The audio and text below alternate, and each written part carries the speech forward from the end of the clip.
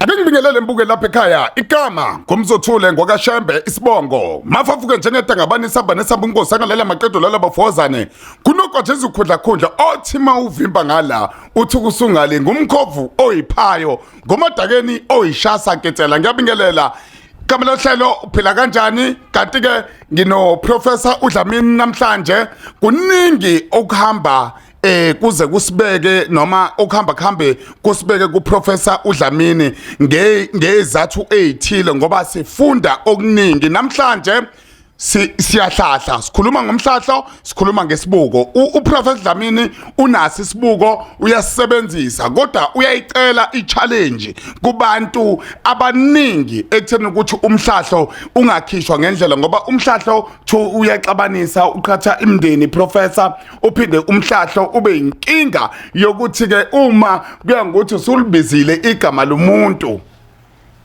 kuthiwa wena uqhathe umndeni sengifuna ukubuya la obani kade abanginika umhlahlo abantu abadala noma unikwa ubani umhlahlo avele sibingelele Prophet Dlamini ubingelela ababukele emakhaya ngizonihlawulisa ngizonibopha ngempela ngizonibopha nethi uphila kanjani uNethezeka TV nivale nje Kubuku njengonogwaja nje njengomkhovu uzosiphakela wona balandeli babukeli siyabonga kakhulu ukuthi niyabalandela singazibali phela ngaphandle nathi siyalandelela ukuthi bathine abalandeli kwa esesikwenzile esikwenzelwe iyona iNethezeka TV nanothi uphila kanjani kukhulu kakhulu ngoba unless otherwise ngaba nisasi ngabe nathi asinazi niyaphila kodwa ngenibuze kumhlaba wonke impilo Professor ngifuna singene la ukubhula okokuqala lokho makuthiwa inyanga iyelapha kuye iqalwe mhlawumbe enhlolweni kwesinye isikhathi ngaphambi ukuthi iyelaphe kakhulukazi mhlawumbe uma kuya ngokuthi lapha umuntu ongazi ukuthi uguliswa yini kumanje sizokhuluma indaba thina yomhlahlo sikhulume kakhulukazi ngesibuko ngoba isibuko uyambona umuntu ogangile kunomgosi makukhulunywa la ngaphandle kodwa ngifuna ukuthi siye la ekutheni ukuthi wena ibuphi umngozi obonayo nokuthi ke umhlahlo nesibuko siniko bani sithokoza kakhulu ukuthi siyafisa ngempela ukucacisela abalandeli. Sicacisele nje abaphili besintu abakholelwayo ezintweni zesintu. Okokuqala nje ave kobukhuni njoba usho ukuthi ukulapha umuntu ungayazi inkinga yakhe uzomlapha umthine. Kubalekile ukuthi uqale umhlolele. Ukuhlola ke kukaningi kunenhlobo zakhona kodwa namhlanje sithi ake sikhulume ngalento esiyibiza ngokuthi ukushaya umhlahlo. Ebese zithi ke ezinye izinhlangano kwesinye isikhathi akuvumelekile ukubiza igama lomuntu. Bathi igama lomuntu inkomo. Kwa wena okhipha umhlahlo. Awusekho swaba amathambo omhlophe usukhuluma ngaye usukhuluma kuyena lo muntu okhipha umhlahlo. Mekhipha umhlahlo lo muntu omsebenzisayo yena osaphilo esemhlabeni elikabani icala. Zothi uvela uzijejisela ujeziswa abantu bakini ukuthi ungahlangani nabo uphinde futhi kuthiwe la emhlabeni wena kumele ujeziswe futhi okwesingaki ngoba lo muntu osuke wena umbona ushintsha ngisho amazwi uze uthi yabona manje khuluma ke izwi lesalikwazi khuluma izwi la gogo wakhe umkhulu wakhe ukhokho wakhe ubani nawe uyazwela nje futhi kwesisikhathi usuke esewile ubona nje yabo manje uwile lento ayikhulumayo nje akuyena lo sebekhuluma kuyena sokusebenza ama-ancestral spirits. Manje-ke wena uma-ke usunukiwe wanukwa amathongo akhe amadlozi amngena, ubani lo kumele ukuthi abekwe icala? Uzobeka icala amadlozi? Akhulumi yena lo. Na uyazwela ukuthi hayi khona akuseyena lo muntu, futhi uqulekile kwesinye isikhathi, abenzeke ngendlela eyodwa-ke efanayo. Leyo nto-ke bokuthi-ke ngaphambilini dala kuthiwa kumele uthathe isitifiketi sokuthi wena ukhipha umhlahlo. Kwahamba kodwa hayi umhlahlo uyaqhatha. Uqhatha bani? Ngoba lo ukhulumayo akuyena, khuluma imoya yabantu bakubo. Uzomangalela umoya uthi ukhiphe igama lami. Siya-challenge, hayi ukuthi ngiya-challenge mina. Vele sisine institute abilaphi bendabuko, kanti umthetho siyawazi. Yabona nje sinqobile nje ngokuthi odokotela besintu benza amasiknothi, uzothwasa, uzohlala unyaka lapho umuntu onezizwi imfufunyane lokho nje uzohlala nje sidiscard. Sikunqobile lokho. Siyabahlalisa ngoba umthetho ngiyawazi, ilungelo lethu thina singabelaphi bendabuko ngiliqonda kahle ukuthi ne-constitution yase South Africa isihloniphile, iyakwazi lokho, isirecognizile, siyakwenza. Sengichallenge-ke manje namhlanje, hayi mina nabanye ozakwethu namanye ama-organization abelaphi, uma kukhona nje umuntu othi wena ukhiphe umhlahlo, ukhulume wathinta igama lami, ngiyakubopha. Kumele siqonde njengothi lo mkhonto, siqonde ngoba nathi somqondisa futhi samthanda, ngisho njalo. Kodwa umthetho siyawazi, constitution yethu siyayazi. Ngifuna ukuya la uzobopha bani?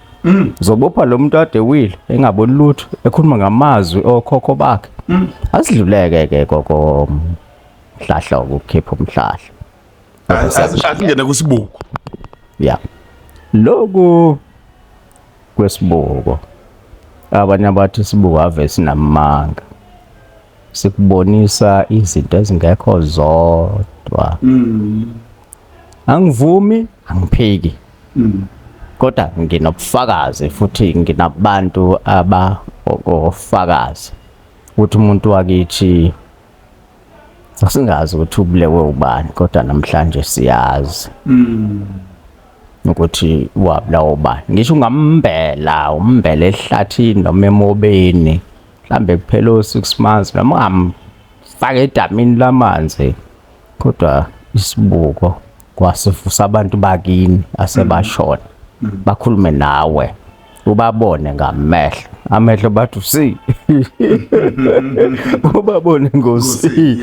Okhokho bakho, okhokho bokhokho, okhulukhulwane ongamazi uyakutshela ukuthi yena ubani.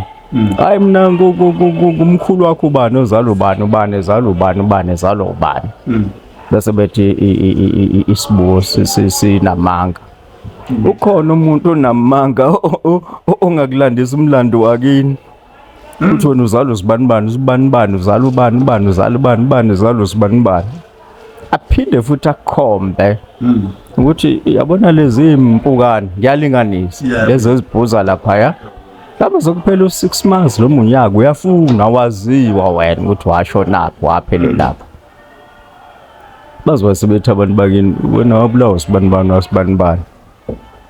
Wahamba ukumbela lapha emobeni noma ehlathini, wayehlangene nosibanibani. Okay, yazi khona engifuna ukuya khona professor, leyo ukuthi kukhona abantu abafihlelwayo njengamanje ukuthi bazalwa obani, uthola ukuthi ingane kuliwa izimpi phakathi kababa nomama womntwana, uthola ukuthi ingane igcine ingazi ukuthi yona ingiyeka bani isibuko siyasebenza ni lapho. Lapho ke ngifuna ukungavumi ukuthi isibuko siyasebenza lapho. Ngifuna ukuthi ingane ezalelwe ekhabonina noma ko malume ithatha leso siboko. Okay. Kuyahamba ke kuhambe ke nifihlele ingane kuyihluphe lokho empilweni yayo lasenhlanhleni emsebenzini yonke indawo izogcina ifikile leyo ngane izothi ngifuna ukuza ukuthi ngwakabani ngokwesende ngiya understand ukuthi ngingane angifuni ukulisebenzisa leli gama lokubiza ingane ezalelwe komalume kwaba nabalizwa kahle right ke ngifuna ukwazi ukuthi ke kwakabani ngoba umama nomalume bangifihlela uzozizwa yabona isibukhiye wokugcina usihluphekile empilweni yakho ungazi ukuthi unyakaza kanjani uye ngalaphi asiqhathi kodwa kuphela sibeke iqiniso la uthi okay wena la ekhaya umlanjwana kodwa ubaba wakho esende usibanibani usendaweni ethile omunye ukuthola ukuthi ke ufihlelwe ke unina nonina mhlambe futhi akazi ke mhlambe futhi akafihlile kodwa muza esibukweni sofe sikutshela isibuko hayi ukuthi utshelwe isibuko amakhehla akini akhuluma nawe yazi nje kudala kithi 1980 kwakwenzeka omunye umlando ke nathi ngobudedengu sivumele abazali bawu2 abazitholanga babusiswanga ngengane emshadweni wabo banezimali yonke into amabhizinisi yonke into ba-adopta ingane eziwu2 umfana nentombazana kwasho ngoba bebadala sebekhulile base bethi mebefika esejari ngangisasebenzela ke ePine Town ise-KZN noma kade Durban bathi hayi thina sesibandala ngeke silunge esibukweni sizwa kuthiwa isibuko siyakukhathaza sikucobe ukuthi ukukhathala sicela kungeneleze izingane ngale nkinga le esinayo nasazi ukuthi ingane zabo mase bengenele isibukweni athi amakhehla nezalukwazi yabona ke bayisusile ke manje nina nobabili nizalwa yibona bani adopt abanangane lapha bayenza kanjani lonto ukuthi mebenenkinga yomndeni bafake nina endabeni zethu thina sibadala bebe benganizali bani adopt hey basuku ukukhuluma ingane zibheke emuva how kanti nizizali hey yabona ke lonto sibuko sihle simbi ngoba iqiniso silibeka la njengezinqa nje selesele basho njalo angaziki kodwa ke lapho ke uma ke wena usuzitholele wena iqiniso usuthi ngizalwa mina uBabshembe ngizalwa mina uMbatha ngizalwa uKhumalo usuzitholela wena usutshela malume lapha ya abasazoyithatha kahle lonto ukuthi wena usibahambele phambili bona ade befihlile sobusufuna ukudlulundela ke manje sengifuna ubaba mina ngifuna isende lami mina umuntu wangizala asithi okay mzukulu boom shiya yonke into la shiya yonke into shiya imoto shiya amabhizinisi shiya yonke into zohamba nemfundo le esakuphayona yabona ke manje ukuthi sekuyonakala ke manje yabona ngifuna ukusiya la professor ngifuna sibuye la kukhona abantu abaneziphiwo kumanje othola ukuthi liyamhlupha idlozi uhlushwa umngoma noma ngabe uhlushwa ubunyanga noma uhlushwa isithunywa ethizeni kodwa yena akatsheliwe iqiniso nina njengabale bendabuko ngoba ni institution niyakwazi ukuthi nihambe ngaso isibuko nize nifike la ekutheni ukuthi idlozi lakhe elazi ukuthi ilona liphi elimbambile noma ilona liphi elimlawulayo ngoba egcineni kukhona abantu abafihlelwayo vele ukuthi bangabakabani sibongo ikhona into ke yayingithinteke kumagobela hayi wonke athi umuntu ngixabene negobela lami libonile ukuthi ngiphakeme kakhulu idlozi lami liphakeme saqhathwa yilokho kwesinye isikhathi elinye iqiniso liyangiqhatha linihlukanisa thina mesizokutshela ukuthi yabo lo muntu okuphethe lokulethe la kakagogo sibanibani usibanibani uyena lo ophethe wena musutshela igobela lakho bo kuthiwa mina ngiphethe usibanibani wangaphandle wesibuko phela izinkamba zikhona eziphakamisayo uthonge uvuke ukhulume indaba thothi igobela lakho ke usisikhathi asafuni ukuyilalela lento ukizwa lento le ngaphandle nje kwesibuko sinayo imithi noma sithi inkamba ezixhumanisa nabantu abadala abanye abantu bathi isibuko ngiyasaba isibuko ngiyasinqena sithi unqenani usabani khuluma nabantu bakini bangasekho bazokwenzani yabo siya challenge ke kodwa ukuthi uma ukhona umthetho othi akumele sisebenzise eminye yemithi esayembulelwa okhokho bethu esayitshalelwa umvelinqangi noNkulunkulu owatshala imithi izihlahla yonke into adala abantu uma ekhona othi akumele wayiletha ngephutha uNkulunkulu noma umvelinqangi lemithi wasimbulela wrong ukuthi si understand ukuthi yenzani akasi-challenge siyile institute abelaphi bendabuko Institute of Traditional Practices asitshela ukuthi on these grounds uthi asiyeke ukusebenzisa le mithi ekwenza ukuthi wena uxhumane nabantu bakini abangasekho lolu khamba esikushayela lona eyenza ukuthi ubone abantu bakina sebashona khulume nabo babhekile akufanele sikwenze sakuchallenge lokho sokumela futhi mengicabanga lo okay ake sibuye la awekho inamacala noma ama cases okuthola ukuthi umuntu ufikile la wathi mefika la namnika isibuko wabona lo muntu ukuthi kunenkinga ethile ngifuna ukuya lapho ukuthi ubani owenza ukuthi ubani obulala umfowethu ubani obulala udadewethu noma uma noma ubaba ngifuna ukubuya lapho ekutheni ukuthi ama cases akanjalo awabi yini nezigameko othola ukuthi umuntu usegcine esenze indluzula naye kwagcina sekufikwa inkantolo ngiyakuzwa kakhulu lokho siyahlonipha futhi ukuthi phela izinto zihamba ngomthetho nathi senza lento kuthiwa i-counseling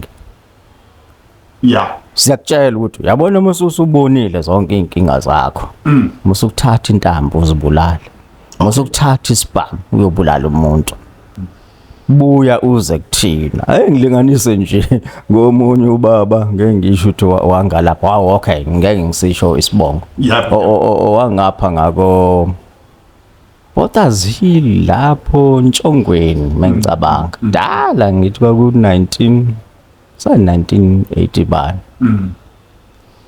afike athi bengenzele indodakazi yami umsebenzi wenkomo ngaqala ngembuzi njenjana nesiqhelo ke vele kuqala ke imbuzi uthi ke lo baba ngeke ngimusho isibongo kodwa futhi vele sengikhohliwe kancane uthi kuyadliwa kumnandi la ekhaya uthi sishintshana nokhiya owodwa nomama okwami lapha lokuhleli khona imali ushuthi ke mhlamba ama courtroom ngabathayi ngakabi bikho kalezo zikhathi uthi mina naye sishintshana nokhiya methi baba ngicela ukhiya nami mama ngicela ukhiya sibeke nemali yokuthi kuthengwa kuqhubeka umsebenzi la ekhaya uthi hayi ngisazi ukuthi bani wafika kuqala umama noma ubaba kodwa hayibo imali lesiyibeke khona ayisekho kithi nkosikazi wami ngeke untshontshe imali wazi ukuthi umsebenzi naye baba ngeke untshontshe imali owazi ukuthi yokuqhuba lo msebenzi wale ngane le sibuzana ngoba ukhe munye sishintshana nawe kwenzekeni imali ishonephi sofuna phela kubandise ukudla bantu bayadla manje yabo ayike bakhungathekeke afike ke ubaba X ke ezothi ke ngikhulula mina ngeke ngizwe ngawo ukuthi iqiniso liyavela lapha ya uyakwazi ukungixhumanisa nokhokho bami ubuhle obungaka ngenzela ingane yami kodwa imali ishonephi sithi kulungile mhlonishwa bese X sokunika into zethu uzozithatha uhambe nazo ngoba zidinga umsamo wakho hayi wami mina ngizofonela wena ngizozwa ngawe wena noma uzofika wena uzongitshela ukuthi imali ishonephi. Mefika uMr X uphethe intambo le yembuzi yabo. Uthi yabona ukuba nishongo ukuthi angophinda ngimbuye nangikhanselisha ukuthi ngayithathi action ngabuyanga.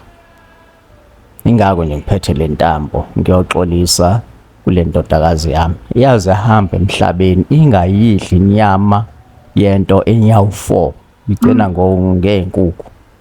Yena wenza imbuzi inyawo 4. Ahlaba inkomo inyawo 4. Kuyadliyo uthi hey ngibona into engaze ngiyibona. Ngiyayibona ingane yami incikile ngendonga. Ngicela izithupha mengiyibuza mntanami ngwasenzele wena umsebenzi. Ithi ngakakenze lutho baba noma. Nazi kahle ungazi kahambe emhlabeni mina ngingayidli into enyawo 4. Nizongenzela imbuzi nenkomo nazi kahle. Sibuza imali kuyashonaphi. Ithi ngane yabona imali ithathwe yimina baba noma. Nani neshow ukuthi akekho umuntu ade ngena lapha endlini ngaphandle kwami engese ngiyispirit la ekhaya. Mina ngiyithathile imali wayishonisaphi. Yabona le mbhede yakudala ihlala phezulu kwetini ama blocks. Uthi ke ngithatha imali ngayibeka lapha. Ngenze ukuthi nisukume nihambe nekudlamini. Bathi mesibheka le mali soyithola. Bathi menizoya kodwa ke uDlamini naye nomtshela ukuthi imali bithathwe yimini mina ade ngithume kuyena.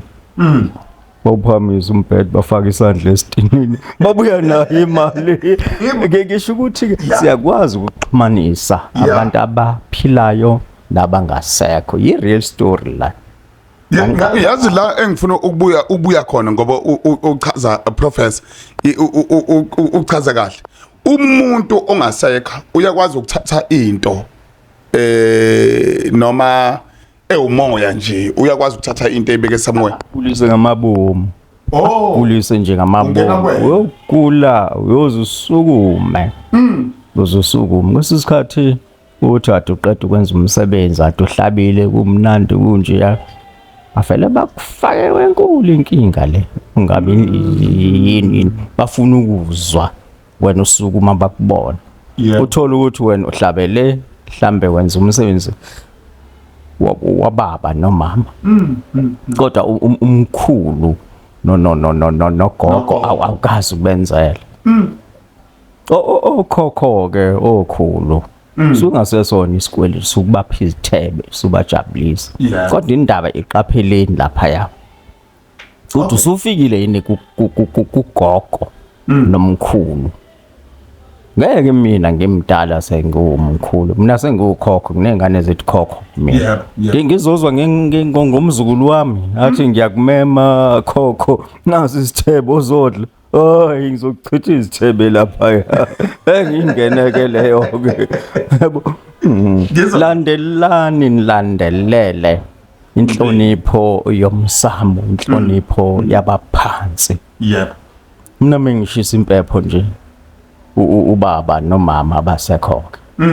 Angibabekile phambili kodwa ngibeke umkhulu nogogo. Ngoba yona inhlonipho engikhuliswe ngayo mina ngowakwaZulu ngokudabuka. Yize phela ngidabuka kwamanye kamazwe ke yabo. Kodwa lo inhlonipho yesiZulu yesintu angasho ukuthi yesiZulu yesintu. Beka phambili okhokho not ukhokho umkhulu nogogo. Yeah la engibuya khona ke manje isekutheneni ukuthi ke umsebenzi unikwe abantu abadala. Wena uyazi njengo Professor Dlamini ukuthi isikhwama sikabani angithi mosazi isikhwama usisebenzisayo ukuthi sikabani. Lo muntu uyobekwa kanjani icala umuntu osemhlabeni uma ekunika umsebenzi wesibuko umsebenzi umhlahlo. Ngifuna lapho ke asiye lapho ke manje umsebenzi wakho wazi kahle. Uyakwazi uyi-analyst uyahlaziya. Yile nto ade ngisho ukuthi siyayi-challenge. Asisho ukuthi ayize. kodwa sithi ufuna ukuthi ize sobhekana naye kwesinye isikhathi hayi futhi kabi sobhekana ngomthetho uthi akube khona inkamba kungamele sishayele ama client ethu ukuze akwazi ukuxhumana nezidalwa zawo mokhona umuntu othi umhlahlo uyawuvala wahamba wena wayothwasa wakhushulelwa izithunywa idlozi lakho yonke into wakwazi ukuthi methu uvala lo mhlahlo wena waphumayo othwasele uzozikhokha yini inkomo uzolivala leli dlozi lakho ubani uzohamba evala amadlozi abantu la ukuthi abangawushaya umhlahlo lento iyazenzekele iyazifikela kwesinye isikole nje ngeke ngisisho ingane sencane yafunda esikoleni sebesibhalelile babhalela lezi izikole zama private school angazi khokho 16,000 ngenyanga I'm not sure yabo lengane inabantu abadala uma sebevukile bathi iyabethusa laba abanye abafundi isibhonga yenza yonke lento akuyona ilo muntu okuyena bathi make yaphinda nje wakade babeyiniza ama warning namazali bafika basayini bathi beyaphinda nje bayixosha esikoleni baxosha abanye baxosha yona noma bazoxosha yona ubani kanti obhongayo abaxoshele umuntu obhongayo kule ngane hayi sibabhekile yebo sibabhekile mabeke bakwenza lokho umthetho niyawazi hayi kobe i-Human Rights Act eSouth Africa ayisebenzi ayikho i-Human Rights Act kusho ukuthi ayikho so prove lapho ke uma bekhona bathi i-human rights noma i-constitution eSouth Africa imele ihlakazwe iqalwe phansi mhlambe mabeke bayenza lotho so botho hayi baqinisile laba basho njalo uma ukuthi bakhona akuyona lengane esuka ibhonga abantu abakuyona imoya ekhuluma kuyona okay Dlamini ngifuna ukuthi sibuke kahle ke lento manje sikhulume ngesibuko sakhuluma ngomhlahlo sakhuluma ngabantu okuyibona abambethe umuntu nobudlozi nokuhlonipha umsamo ngoba le nkulumo ithinta zonke lezi zinto ngoba umuntu akambathwa uyena umbathwa idlozi elikuyena ngifuna sibuke kahle ke lapho okay Dlamini umuntu njengoprofessor usuneminyaka ma-80s uqala umsebenzi itifiketi siyazazi uyayikhipha futhi ngiyazi ukuthi umsebenzi wakho uclean kanjani baningi abantu befika uthi ukuthi ngila ema-ofisini mangisema-ofisini befika phambi kwami bezobonga imisebenzi noma bezokhuluma ngemsebenzi ukuthi hey lolu hambo selingihambisaphi okay lihamba kanjani okay ngifuna ukubuya lana ke ekuthenini ukuthi kuko konke lokho esikhulumayo akukho umuntu ongahlala nomuntu wakubo wafa engamazi ukuthi wafela ziphi inkalo ukhona 2 akekho umuntu ongathiwa kuyihenge umfowabo wayilengisa esihlahleni uma ifuna ukwazi ukuthi yini lemhengile ngoba phela egcineni isithi sitha umthakathi ngoba uyinyanga kukhona umthakathi so akekho umuntu okufanele ehlale nenkinga eyazi ngicela ucacise lapho manje angifuni ukuqhatha phela nami ngiyona insimbi noma phela esazi ukuthi sivikelwa abantu abadala angiyona insimbi bake bakushaya abantu ingcabo zi-fresh uphuma enyangeni iyoqhiqa angifuni ukudlokoza emambe emgodini ukuthi hey uthini manje umkhulu Dlamini usho ukuthi mina nje bangenza ukuthi nokuthi ngantshontsha i-taxi yasibanibani should make Dlamini uzobona njengabula usibanibani nje ngamgqiba should make kuDlamini uzobona avele siqale ngayo uDlamini uyabona angifuni ukudlokodla inyosi emgodini kodwa iqiniso linye kwanamhla ngafa angeke ngife mina mhla ngashawa kodwa umuntu ongishayile oyobekwazi ukuthi uzungu lisuke kanje bake bafike bathi nasi isibhamu ngisiphethe mthunyuzi bani ubethi angizokushaya kodwa ke